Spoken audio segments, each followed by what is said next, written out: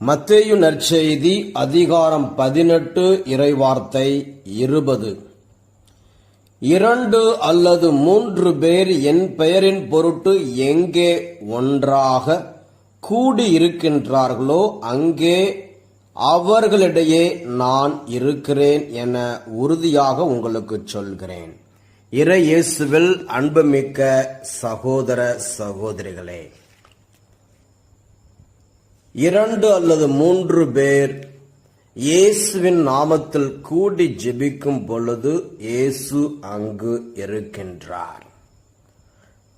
தொடக்க கிறிஸ்தவர்கள் அப்படித்தான் செய்தார்கள், கூடி ஜெபித்தார்கள். திருத்துதர்கள் பணி 2வது அதிகாரம் 46வது இறைவார்த்தை. ஒவ்வொரு நாளும் அவர்கள் ஒரே மனத்தோடு கோவிலில் தவறாது கூடி வந்தார்கள். பேருவகையோடும் எளிய உள்ளத்தோடும் வீடுகள் தோறும் அப்பத்தை பெற்று உணவை பகிர்ந்து உண்டு வந்தார்கள்.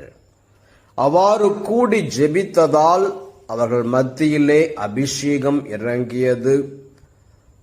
அந்த திருச்சபையானது நாளுக்கு நாள் வளர்ந்தது. சீடர்கள் எல்லோரும் இருக்கும் பொழுது உயிர்த்த ஆண்டவர் அவர்கள் மத்தியிலே தோன்றினார்.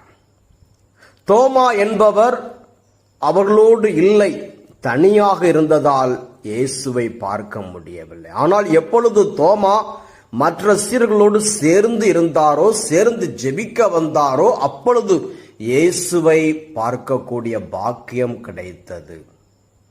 ஆக நாமும் சபையோடு இணைந்திருக்க வேண்டும், சங்கமாக கூடி வர வேண்டும். அது நமக்கு ஆசீர்வாதம். ஏவாள் தனியாக இருந்தார். தனியாக இருந்ததால் சாத்தான் சுலபமாக அவரை பாவத்திலே விழ வைத்தான். நான் தனியாக இருப்பேன், தனியாக ஜெபிப்பேன், தனியாக இறைவார்த்தை வாசிப்பேன், தனியாகவே நான் இருப்பேன் என்று இருந்தோம் என்றால் அது நமக்கு ஆசீர்வாதமாக இருக்காது.